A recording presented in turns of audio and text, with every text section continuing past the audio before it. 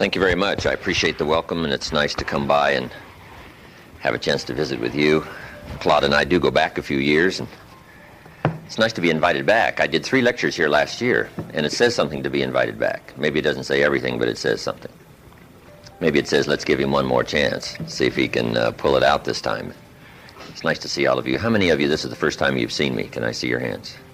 Okay, most of you.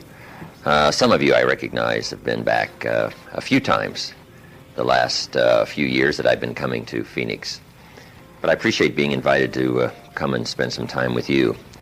I just got back from Australia, my 9th lecture tour of Australia, and got to see the America's Cup in Perth. Unfortunately, it's in Perth. But in 1987, we're going to go back and get it, right? But life's been good to me, and after being single 10 years, last year at the Crystal Cathedral in Garden Grove, California, I got married and got somebody now to share the rest of my life with. So, what a fascinating journey for me. And now to have the opportunity to be invited to come by and share some of my thoughts with you and see if I can't invest some of my ideas in your better future. And then if I meet you a year from now, 10 years from now, you might say, the day you came by and talked to us was a good day for me. It gave me some ideas to try. And so that's what I'd like to do in the next few minutes, and the time we've got is to give you what I think are some major things that can help in putting your life together, some things at least to consider. I don't have all the answers on how to do well, but I've got some I'm using and I'm practicing, and it's working well for me. So let me just share with you my experience. And then you can decide if it's valid for you, give it a try. If it doesn't make sense, just throw it out, right? You don't have to buy everything any one person says. Here's the key: be a student, not a follower. Be a student, not a follower. Somebody says, I read this book, should I follow? And the answer is no. Read at least 2 books and make up your own mind. Right? Don't be a follower, be a student. Be independent. Take advice, but not orders. Only give yourself orders. Make sure what you finally do is the product of your own conclusion.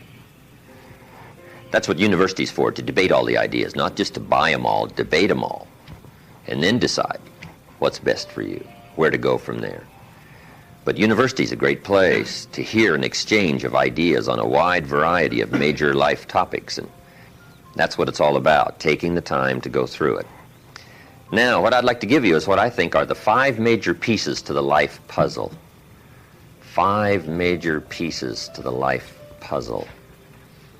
If we can study each of the pieces and then put it all together, the chances of it running well are just a lot better. Mr. Schoaf gave me a simple formula when I first met him, and let me give it to you. He said there's usually about a half dozen things makes 80% of the difference.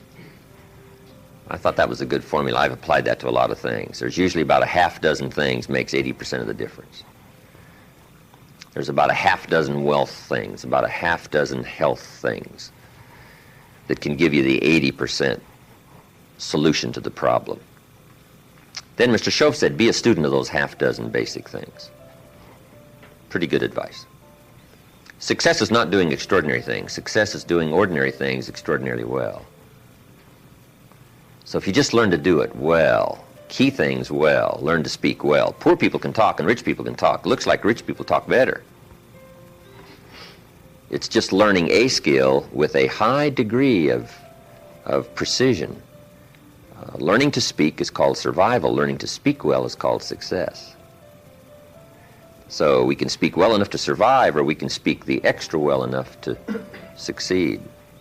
So let me give you what I think are fundamental pieces to life, and we'll take it from there. Here's the first one: philosophy.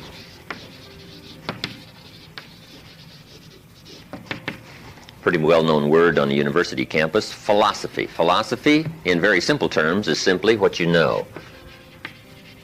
And what you know greatly affects how your life works out. We might also add, what you don't know greatly affects how your life works out. The idea you miss could be the missing number in trying to put the numbers in the lock. So, what you don't know will hurt you, to correct an old cliche. And to correct another one, ignorance is not bliss. Right? It's important to know. It's important to get the information. Now, we do something very important with what we know. We weigh it. That's another good word. We weigh. In our leadership series, we teach aspiring entrepreneurs, weigh everything before you do it, before you buy it, before you try it. Make sure you weigh it. Everything you get ready to do, you got to decide whether it's a major or a minor, and you don't want to give minor things major time. You don't want to give something insignificant significant amounts of your energy. So we simply use the phrase, weigh before you pay. Sophisticated people learn to weigh everything. And what we all need is a good set of mental scales to weigh everything. What if you got information and your mental scales were off and insignificant things to you were significant? Wouldn't that be a major handicap the rest of your life? When you weighed something, important things weighed unimportant, we would call that a great handicap. So it's very important to weigh everything properly, and that's the reason for sermons and songs and lyrics and lectures and seminars and conversations and professors and teachers. And it's one of the reasons why we converse with each other, and we debate and we think about and we ponder and we perceive and we weigh and we try to find out where the values are. Because you don't want to proceed and give big chunks of your life to something that's insignificant. Okay? So we get information, we weigh it, then we come to conclusions.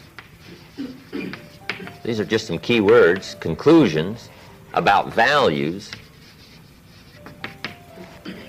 Big question in forming your life, where are the values? What is important? What should weigh heavy on my mind and I should give it significant time and significant energy and significant money? Okay. So all of this stuff, this is our thinking process. Show said to me, poor thinking habits keeps most people poor. Not poor working habits. Most people work hard, but they don't think hard. They don't use their mind to really try to perceive where the values are so that they don't waste any time. It's easy to spend big chunks of your life on insignificant things, unless you can weigh it better. Our mind. So all of this stuff is called major. It's one of the major pieces of the life puzzle. What you think about, knowledge, how you weigh it, the conclusions you come to, the values you've perceived, thinking. If you really want to help somebody change their life, you have to start changing their mind, change their philosophy, change how they think. Somebody says, well, just motivation, that'll do. And the answer is no, motivation won't do it. If a guy's an idiot and you motivate him, you got a motivated idiot. Right? Say, no, that's not what it takes. Now, it's very easy to make errors in judgment. Errors in judgment. I'm now teaching people, even after they're out of school, university, college, they should read at least 1 or 2 books a week. It's easy when you get out of school, right, and get a job to just sort of let that all slide, not keep up the learning process. But if you don't keep up the learning process, a lot of values become fuzzy if you don't keep trying to perceive what's important, what's not important, and then start spending major effort on minor things. So we have to keep learning. What if a guy spent his book money on donuts? Right? We would call him greatly deprived mentally. In 10 years, the guy's bought 2 tons of donuts and only 2 books. Right? Mostly with pictures. Right? And he wonders why his life isn't working well. Reason. After he got out of school, he didn't keep up the flow of ideas that can help to refine your business and help to refine your decisions and help you come to better conclusions. You've got to keep up the learning curve, even after you're out of school, to make sure that you're not making errors in judgment. The reason why most people wind up average at age 40 instead of rich is simply an error in judgment about what to do with your money. What would you suggest a 15-year-old start as a plan to do with their money so that by 40 they're rich instead of average? You've got to have a good plan, right? If you start making errors early with your money, those errors can make your life mediocre instead of rich. You wind up with pennies instead of fortune. And you wind up with crumbs instead of a feast, simply because early you made errors on what to do with your money. The guy says, well, it's only $10. So what does it matter what I do with it? And the answer is, That's when it really matters, is when you don't have much. The guy says, oh, if I had a fortune, I'd really take good care of it, but I've only got a paycheck, so I don't know where it goes. We call those great errors in judgment. It's so important to make sure you've got a good plan when the amounts are small. But it's easy to make errors. It's easy not to know. It's easy to miscalculate. And if you miscalculate, some things keep adding and adding and adding. I got a good phrase for you. Life is accumulative. Good phrase to know. Life is accumulative. Our errors either accumulate into what we don't get, or our wise decisions accumulate into what we do get. Now, the key is to correct the errors as early as possible. Fortunately, Mr. Schoaf caught me at age 25, started asking me major questions. At age 25, he said, Mr. Rohn, how long have you been working? And I said, I've been working 6 years. I started working when I was 19. Right, full-time job. He said, well, 6 years. How much money have you saved and invested in the last 6 years? I said, not any. He said, who sold you on that plan? Wow, 6 years is enough time now to check and see if you've got a good financial philosophy. And the time to catch the errors is early. So Mr. Schoaf started asking me those tough questions at age 25. How about your money? How about your resources? How about your investments? And you say, well, I've got plenty of time to worry about that and be concerned about that later. And the answer is probably not. Now's the time to fix it. Wherever you hear the good information, that's the time to start fixing it. So we're teaching kids now a good wealth philosophy. Starting at age 15 will make you wealthy by age 40, 45 at the latest if you're a little slow. Start doing wise things with your resources. When would you suggest people should do wise things with their resources?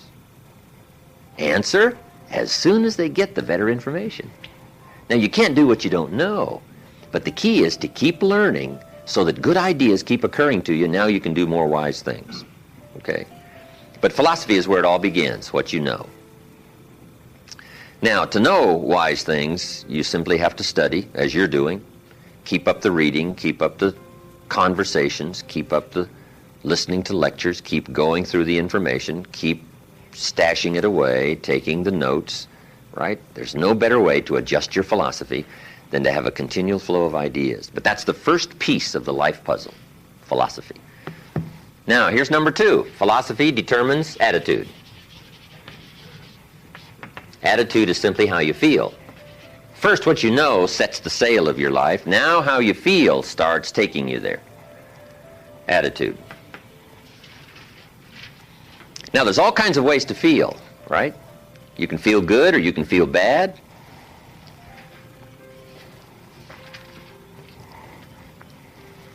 Here's one attitude. If this is all they pay, I'm not coming early and I'm not staying late on the job. That's an attitude, right? If this is all they pay, I don't come early and I don't stay late. Now, do you suppose that attitude, if you carried it through the rest of your life, do you suppose that attitude would greatly affect your life as the years unfold? The answer is overwhelmingly, of course. Here's another attitude. No matter what they pay, I always come early and I always stay late to invest in my own future. Isn't that fascinating? Attitude is by choice. You can either choose to come early or you can choose to come late. You can either choose to leave early or you can choose to stay late. Attitude's a matter of choice. Now, to make wise choice, we need educated attitudes. Emotions must go to school to learn where the values are. Okay? Good phrase. Emotions must go to school.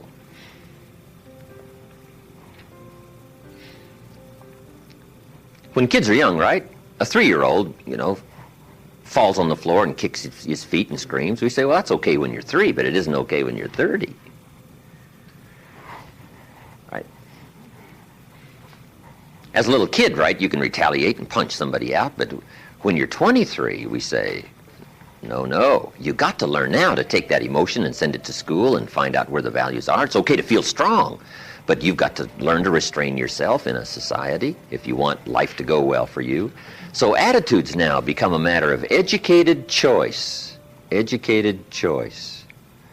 But how we feel is going to greatly determine how our life works out. Now, it's how you feel about a variety of things. Let me give you that list. Number one, it's how you feel about the past.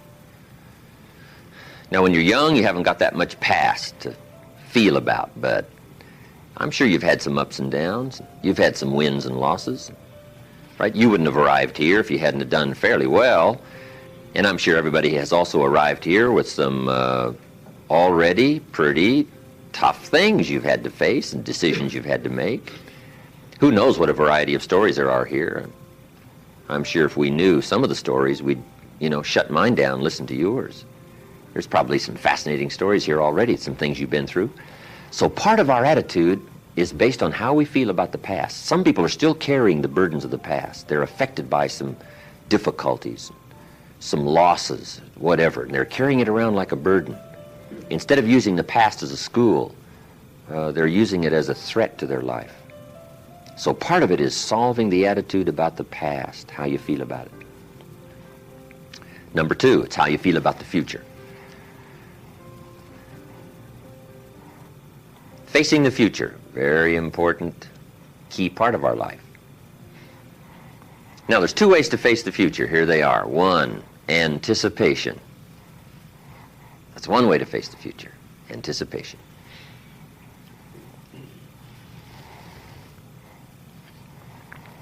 Here's the other way, apprehension.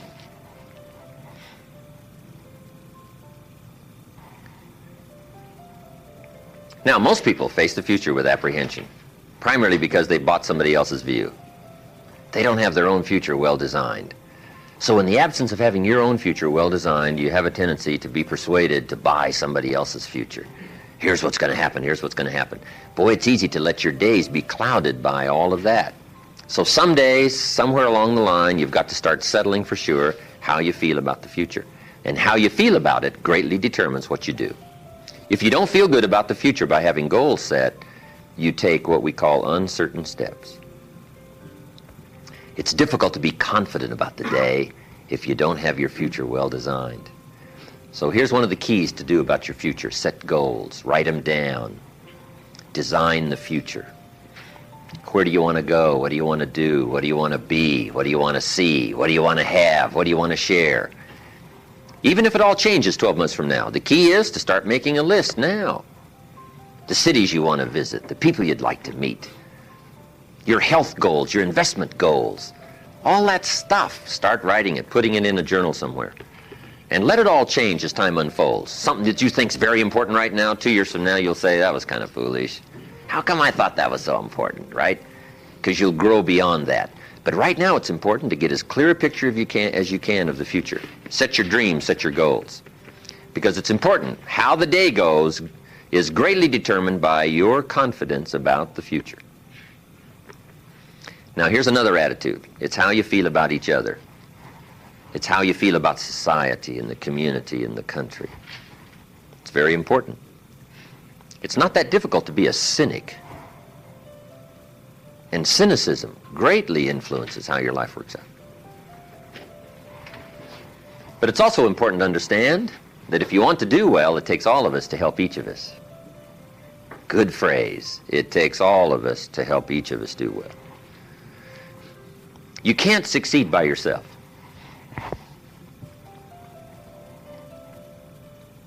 It's hard to find a rich hermit.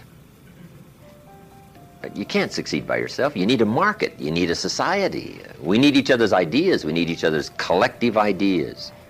Collective participation in the marketplace, society. Okay. So how we feel about each other, very important. Now here's the big one. It's how you feel about yourself. How you feel about yourself. Self-esteem, understanding your own value. Boy, if new discovery starts to unfold for you, that you've got the brains, you've got the talent, all you need is instruction, all you need is some coaching, all you need is some help, all you need is some advice, some experience, If you're headed down the wrong road, hopefully somebody's already been down that road where the bridge is out. And they come back saying, don't go this way anymore. The bridge is out. So we take somebody else's advice and we say, wow, I'm glad you came along. I'm heading down this road.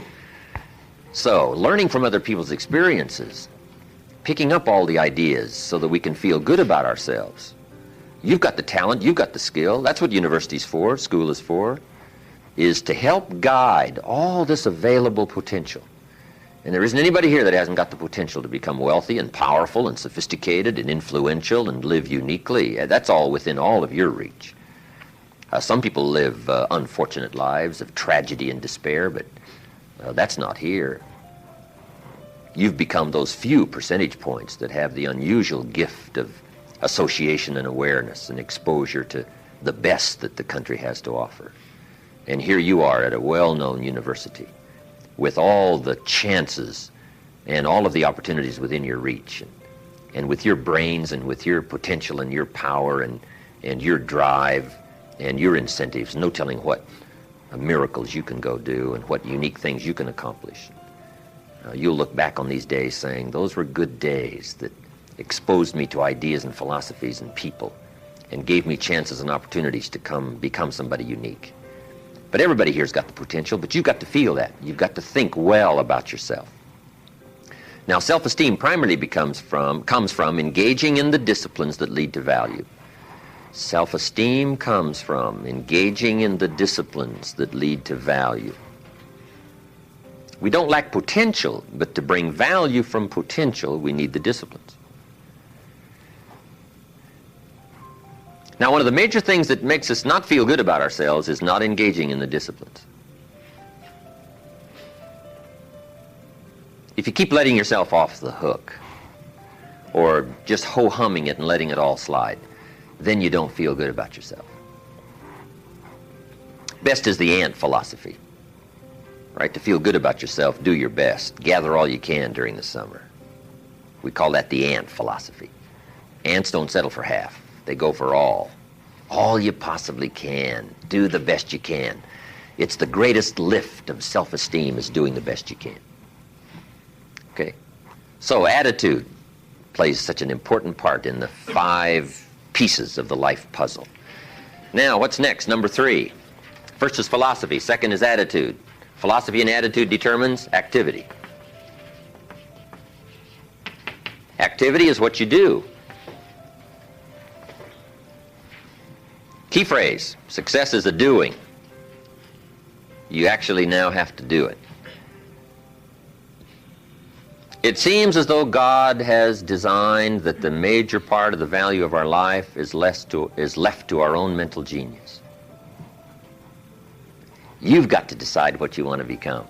Then you simply have to go do it, engaging in the disciplines. Now, the activity part is so important. How hard should you work when you get ready to labor, when you get ready to try to be successful in the marketplace? How many days should you spend? How hard should you work? Well, let me give you an Old Testament phrase to consider. It says, 6 days activity, 1 day rest. Now that's called a philosophy on activity. Right? What should be the ratio of rest to activity? Old Testament suggests 6:1. Now I know that goes back a long ways. Some people said, no, 6:1's old-fashioned. 5:2 is better. Well, you've got to take a look at 5:2 and see if it's okay. You don't just want to buy somebody's philosophy without seeing if it leads to fortune, and if it leads to unique things, wonderful, it's probably good. But you have to check out if 5:2 is okay. Would 4:3 be better?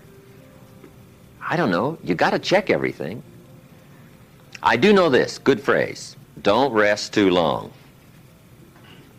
And the reason you can't rest too long is because we live in a push-shove world.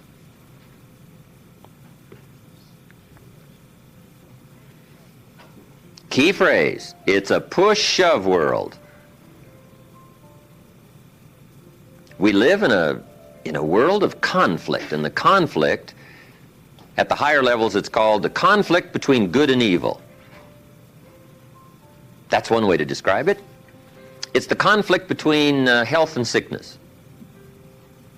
Health is simply conquering the territory and defending it against the encroachment of illness.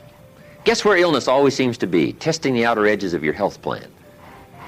It's push-shove world. So you can't relax too much and you can't rest too long. If you rest too long, the weeds take the garden. And if you don't think so, we call you naive. I got a good point for you. Make rest a necessity, not an objective. The objective of life is not to rest. The objective of life is to accomplish, to growth, full accomplishment, test the outer limits of your abilities. That's what life is all about. See what all you can do. That's what life is all about. See what you can do with the seasons and the soil and the seed. See what you can do with your brains. See what you can do with your talent and your gifts and your skills. That's what life's all about. See what you can do. Now, we need rest, but you must make rest a necessity, not an objective. If you make it an objective, you start falling into what we call the average syndrome, right? People who live mediocre lives are always looking forward to getting off. Successful people are always looking forward to getting on. Successful people don't want off. They want on. They want to get on with the job. They rest only enough to gather strength. So consider that in your argument, in your debate on how hard should you work. Let me give you another Bible philosophy. My parents made sure I was a pretty good scholar by the time I was 18. And I'm an amateur on the Bible, but here's another good philosophy. Whatever your hands currently find to do, do it with all your might. Whatever you're doing, do it with all your might. We call that philosophy on activity. How hard should you work? As hard as you can in the time allotted to labor. In leadership management lectures we teach, when you work, work. When you play, play. Don't play at work. And don't work at play. Right? Make best use of your time. When you're working, pour it on. And when you're playing, have a good time. But don't play at work. Okay? So, activity, very important piece in this whole life puzzle in working. So, you've got to test how hard you can work. Part of it is physical, your own physical limitation. Some people can take 14 hours, no problem. Some people 10, stretches pretty much their physical limitations. So everybody has to sort of decide how hard you can work, how much time you can put in. When you come to university, right, you got to sort of find out how much workload you can handle, how many classes can you go through, how much can you unravel, how many study hours do you need, how much effort have you got, when are you going to run out of gas, right, and you need to replenish the supply. So we all have to study our own activity habits. But let me give you what I think is the best philosophy. It is simply do the best you can. In activity, we call it doing your best. That's all we ask. Simply, your best.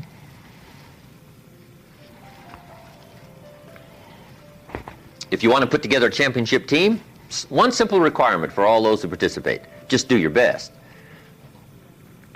If everybody does their best, whatever that brings us to, number one, number two, wherever we arrive when the final count is made is okay if we all know when it's over we did our best. A man asked me one time, he said, I'm making about $50,000 a year, isn't that enough? What would you tell somebody? A businessman said to me. He said, my kids aren't starving, and he said, I got my bills paid, and he said, we're doing pretty good, and I'm making about $50,000 a year. Isn't that enough? He asked me. What do you suppose I told him? I said, yes, it's enough if it's the best you can do. We don't call an amount enough. We call your best enough. I said, if you're capable of making $500,000 a year and you make $50,000 a year, we call you loser. And we don't call you loser because of the difference between 50,000 and $500,000. We call you loser because you're not doing your best. If you do your best and you make $10,000 a year, that's enough. If you do your best and you make $1 million a year, that's enough. Enough is not the difference between 10,000 and 1,000,000. Enough is simply doing the best you can. So that's the key to the good life. When the day is finished, if you say, did I do my best? And if I'm not doing my best, why not? Have I got some errors in my philosophy that says, hey, half effort's okay, just slide by, ho-hum it, cross your fingers, and everything will work out, hopefully. Say, no, I don't want to take those kind of chances. I don't want to drift. Okay? So activity. Just put a big question mark on activity and say, here's a major piece of life to keep checking. Make sure I'm doing my best. That's all I require, my best. A group of psychiatrists asked me to come and lecture for them in Los Angeles one time, which I thought was interesting, since I only went to 1 year of college. And then in the middle of my lecture, I had the audacity to say, ladies and gentlemen, let me tell you what I think most messes with the mind. They said, what do you think most messes with the mind? I said, I think what most messes with the mind is simply doing less than you can. It sets up all kinds of psychic problems, doing less than you can. Guess when you really feel good about yourself? When you've done the best you can. You don't even have to win the full prize if you do the best you can. We call that the ultimate winning, doing the best you can. Wow, there's nothing like the soaring self-confidence that comes from putting out what we call full effort. In whatever you do, it's called full effort. Okay.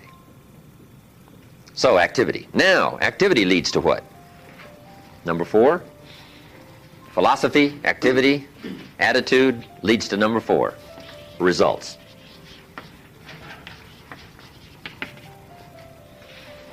And that's what life is all about.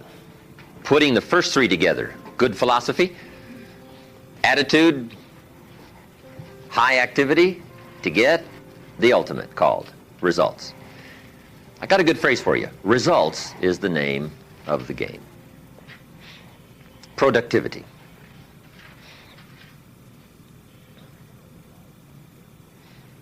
Now, the challenge of life is a very simple phrase. Let me give it to you. I think you'll find it interesting to at least ponder.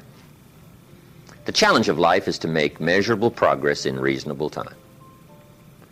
Measurable progress in reasonable time.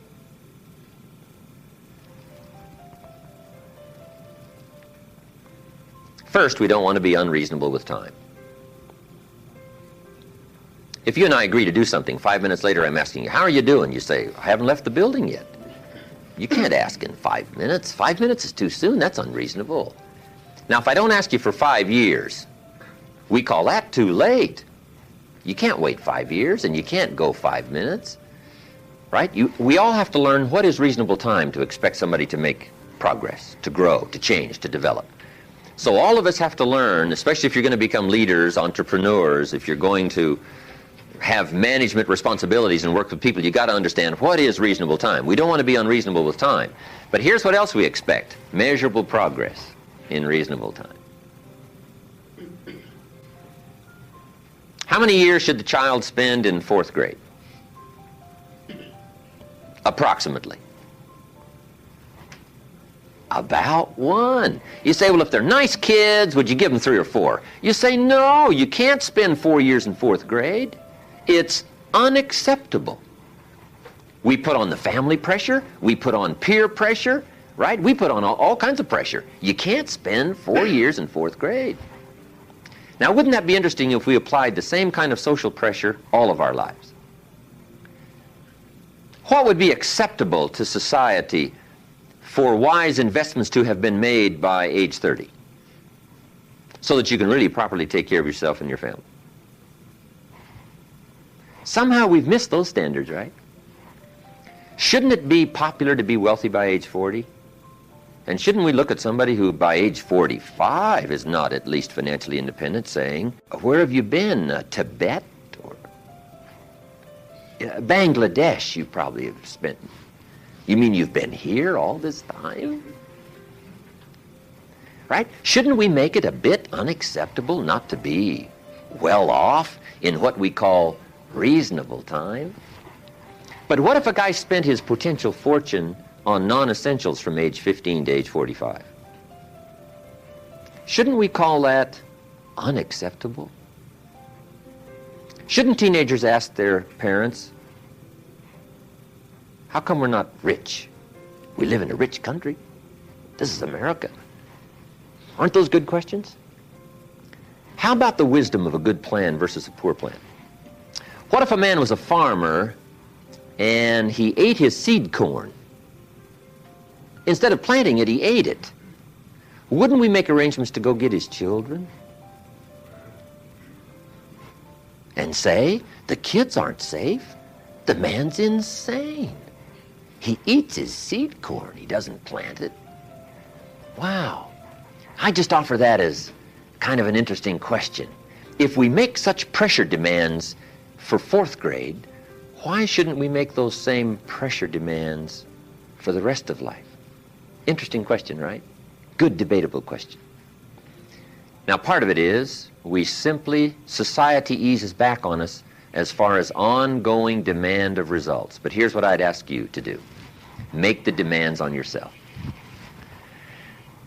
I'm asking you not to let yourself off the hook. Society will let you get by with far less than you want to be.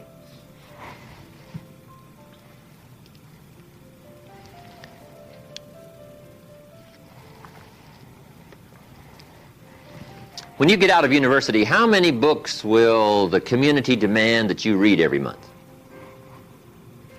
Approximately. About none. So if you're going to do the extra reading, guess what? You've got to develop that philosophy and put that pressure on yourself.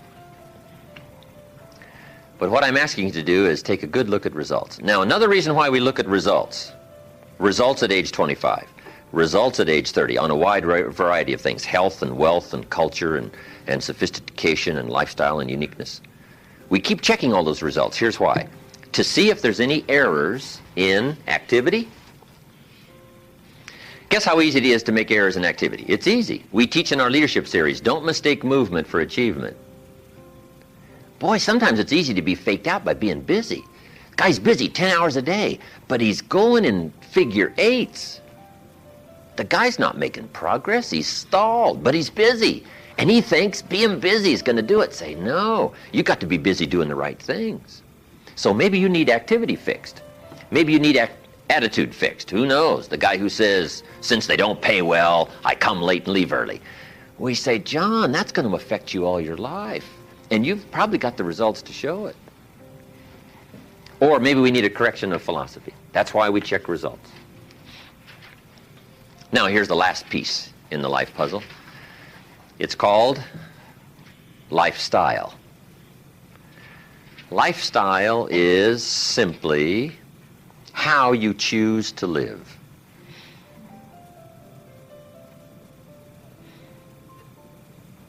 We call lifestyle the genius of living well. Now, here's what's exciting about lifestyle. As a subject of one of the major pieces of the life puzzle, all of us can choose, especially in this country, all of us can choose how we wish to live. Guess what you can get from your money? Joy or animosity. However you wish to live. A father takes a $10 bill and wads it up and throws it at his son and says, if you need the darn stuff that bad, take it. We call it money without style. The father's got the money, but he doesn't have the style. He studied economics, but he didn't study happiness. So let me give you the phrase. Happiness is an art, not an accident. Some people have figured out things economically, but they haven't figured out lifestyle to live well. Culture is a study.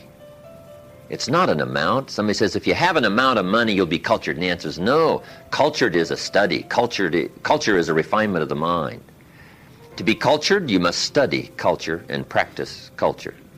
Money doesn't solve the culture challenge. Money doesn't solve the happiness challenge. To be happy, you got to study and practice happiness.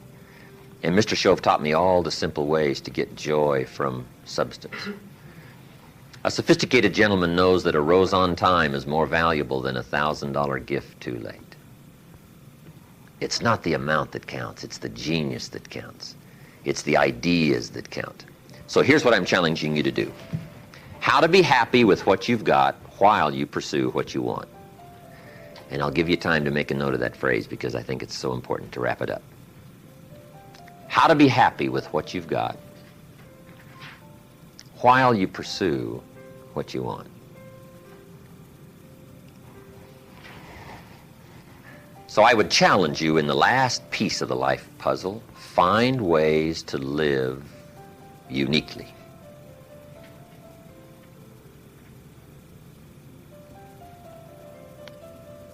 Now, if you look at your life on all these 5 pieces, this is why I'm asking you to just go back through and review these notes. How am I doing on philosophy? Are there some things I don't know? Am I making some errors in judgment that's going to bring me to no good end, right? 3 years from now, 5 years from now. Key phrase, 10 years from now you will arrive. The question is where? Good question, where? And the follow-up is, now's the time to fix the next 10 years. Now's the time to fix the next 10 years. And hopefully with the discussion of these 5 subjects, we've given you some viewpoints, at least from my experience. And hopefully I've done a little coaching here today, and you can take these subjects and debate them and talk about them and think about them, and they'll help you with life in the future. Thank you for your attention. I appreciate you inviting me to come by.